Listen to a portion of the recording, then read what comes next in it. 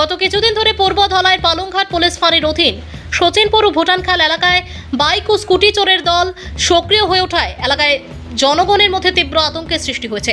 এ নিয়ে পালংঘাট পুলিশ ফাঁড়িতে একটি মামলা দায়ের করা হলেও বাইক বা স্কুটি উদ্ধারের কোনো খবর নেই।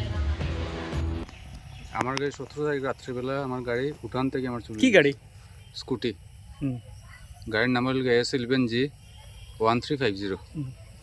আমি থানাতে এফআইআর দিয়েছি। কোন থানায়? পালংঘাট আউটপোস্টে। দেখছো নি শুরুইতে? শুরুই তো আমি দেখিনি। বাইকটা স্কুটিটা কই রাখছিলা? উঠানে রাখছি। ডেইলি আমি রাখি, গত 1.5 বছর থেকে আমার গাড়ি আমি উঠানেই রাখি। কি ধরনের স্কুটি? ব্ল্যাক কালারের। আর আপনার গ্রামের নাম কি? সচিনপুর। আমরা জয়সিং থেকে তো বাইক একটা হয়েছে করে 15 দিন হয়ে গেছে। মানে বাইকটা চুরি হয়েছে? চুরি হয়ে গেছে গিয়া। এই যে জায়গাত রাখা হয়েছে এই জায়গাত তো করে 2 বছর থেকে গাড়িটা রাখা হয়। আরো 2টা গাড়ি আছে। বাইকের মালিক কে?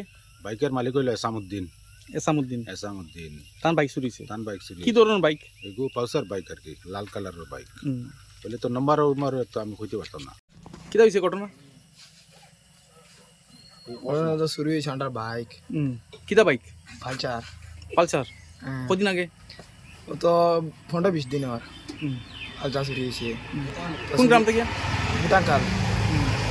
নিচে তো ছায়া চুরি দিয়ে একটা বন্ধ হয়েছে।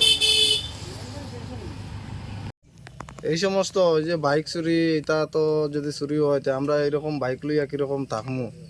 হ্যাঁ, বাসার থেকে বাইক লইয়া যায় গিয়া, স্কুটি লইয়া যায় গিয়া, এই সমস্ত চুরি যদি বন্ধ হয় না তো আমরা বিপরীত হইয়া দাঁড়াইব। আমরা গাড়ি গুড়ি রাখমু কিরকম?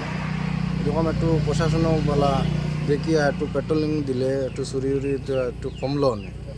বেশি চুরি হয়ে গেছে তো এখন বেশি চুরি হয়, কারণ ঘরে ঘরে সিআরপি ক্যাম্পের সামনে থেকে চুরি হয়ে গেল, বা স্কুটি বুটাঙ্গাল থেকে পালসার বাইক চুরি হয়ে গেল।